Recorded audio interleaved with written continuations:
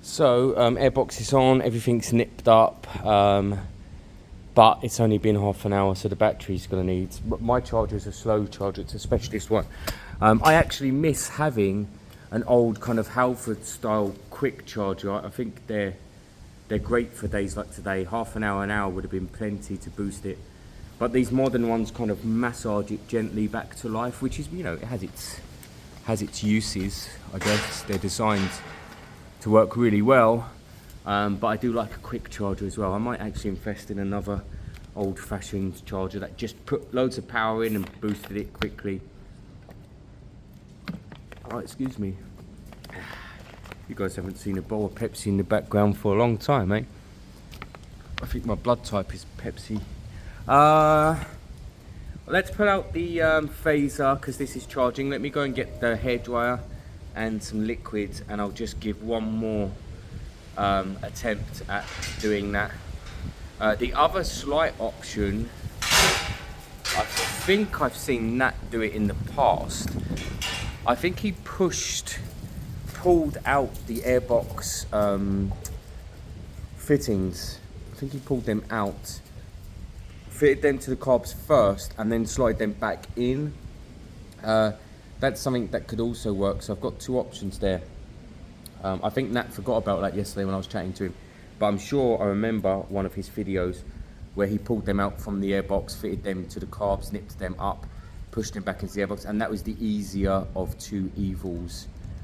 Yeah, let's pull it out and do that. At some point this week, possibly, I'm going to put the racing exhaust on the KTM 390. Not because I need it, not because I want it, just to hear it.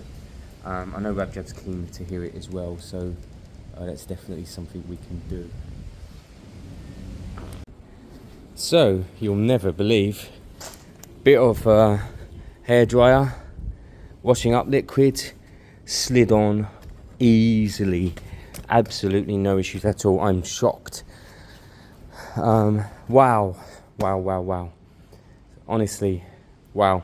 There it is, top tip. If you want to get your airbox back onto your carbs, bit of heat from a hairdryer, bit of washing up liquid, slid straight on, no issues at all. Yeah, I spent 2.5 hours yesterday desperately trying to get them on.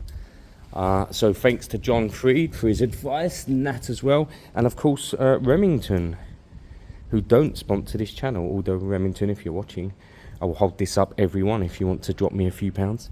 I'm just going to fire up the little DNA for 5-10 minutes. Get it charged, make sure it's running, circulating.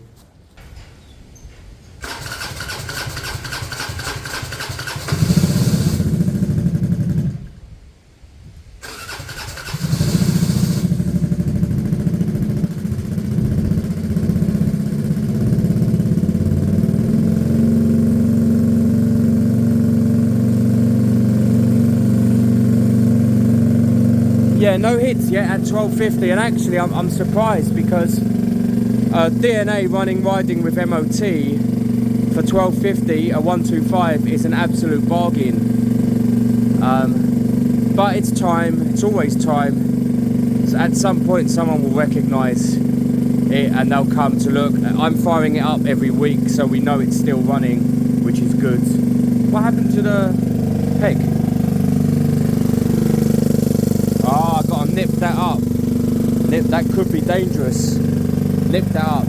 Well, I'm waiting for the choke to settle so we know the choke's working. But I'm going to let it idle for 5 to 10 minutes anyway. Look at this bad boy. I've never had a bike where I so often think I'll jump on the KTM. I'll just go and have a spin around. It's just so light and so gentle. And it makes me think I want to go and just fly it, you know, throw it around. Absolutely that kind of bike. Wow, it looks like a garage here. I mean, I can't do anything else with no battery. The car's gone. My dad's got the car for a couple hours. With no battery, I can't do anymore. Oh, I know what I'll do. The brakes, I need to clean the brakes on the Keeway. Yes, let's do that. Okay, look at this working garage. Just had a nice chat with John. I had to slip in there really gently that he was right, but I didn't make it obvious. I was like, yeah, John, you know, your theory was right, but I had to tweak it here and there, and really I was right and you were wrong. You just didn't want to admit he was right, you know. Me and John have been friends many years. Right, brake cleaning on this bike, because it's been sitting for a couple of years. You don't have to go nuts, guys. I mean, I've got lots of cleaner in my bottle over there. I will pop the brakes off. I'll give them a good clean inside and out. I'll make sure the pistons are cleaned, and I'll put them back in. I'm absolutely going to cake the disc in brake cleaner to make sure there's no grease or grime on it. And then it should be put it back on and hope it's good to go. I may, if I've got some .4, I may just run it all through and put fresh in, because it's the right thing to do. So I will probably change the fluid. It's been a good 2.5 years. But yeah, that's it. I'll show you bits and pieces, but I'm not going to show you silly bits like me taking bolts off. I'll just show you what the innings look like. I'm going to give it a good dose now on the outside with a cloth, clean it up as I see it, and then I'll pop it off.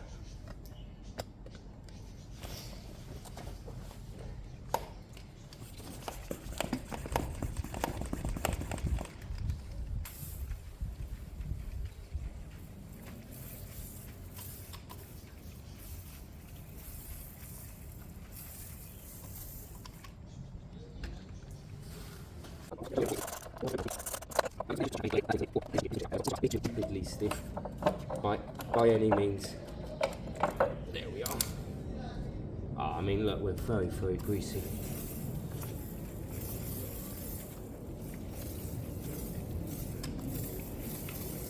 There's no pads on there. Oh, there is. It's low.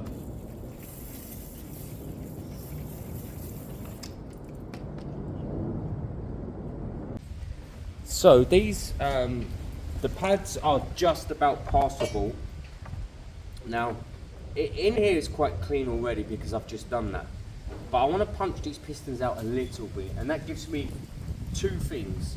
It shows me which one's flowing better than the others, and I get a chance to clean them. So let's see what's flowing and what isn't. So that top one's flowing nicely, so I almost need to hold that back a bit. Let me get something to hold that, because ultimately if it's flowing, I want to stop it flowing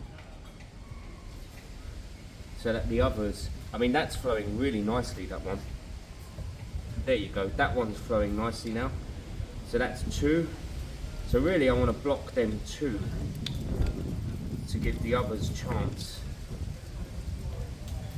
In fact, let me clean them up while they're here.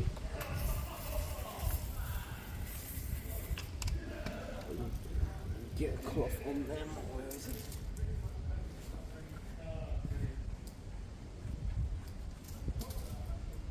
Yeah, these are really somehow. I mean, I know we stayed on top of the, servicing this, but these are really nice and free. So that's a very smooth and happy front caliper now. Just want to make sure there's enough fluid in there when punching it. The pads are quite low. They're passable MOT wise, but ideally new pads would have been perfect right now. No, I've got nothing. That looks like it. At this point I could push through new fluid. I'm going to at least suck this out with an old cloth and put in fresh up here at least, and then I could push it through and clear it out. It wouldn't hurt. So that's all done, excluding running the fluid through the line. I just topped it up.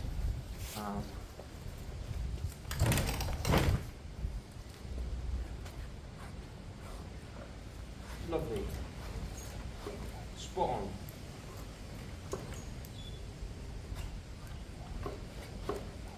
Good. Happy. Right. That's a good start. Now same thing with the rear. Exactly the same thing. Get it off, pump the pistons out a touch, give it a clean, put them back in. Good to go. Let's check the pads as well. I think the pads are quite new. I remember doing them. So very lucky I checked these rear. Now I remember doing the rear pads not long ago. Plenty tread, but look where they've been sitting. I mean that's in a bad state. But look at this one. And worse, it was missing its retaining pin. That's really scary, that, because they shouldn't have fallen out because they sit flush on the frame at the bottom. But shit, that is not good at all. I don't mess too much with rear brake fluid, so I'm going to punch it out a little bit, give it a good clean from a piston point of view. But we'll need new pads before it's safe and MOTable, and we'll need that pin. Without that pin, it's just not safe. So interesting. I thought the rear would be fine. It shows you that it's well worth the 2 minutes, you know, it takes to pop off a brake and have a look. Well worth it. Right, new rear pads. So at the moment this bike needs some front and rear brake pads. Silly not to do it, and it needs the side panels, which I had up until weeks before he got his confirmation that he could keep it. But I think the caretakers finally did some cleaning, and I think they threw them, which is annoying because they were kind of here on the bike loosely in the cover. My guess is they fell to the floor, and that was it. And goodbye to them. Right, let me get these pistons cleaned up at least, and from there we know where we're going. Rear pads, side panels, a good old clean, and I think we have a really nice bike. I mean, I've no doubt again that this bike will start up and idle. Really, I should idle it for 5 to 10 minutes. I will, to let it charge and let the oil circulate.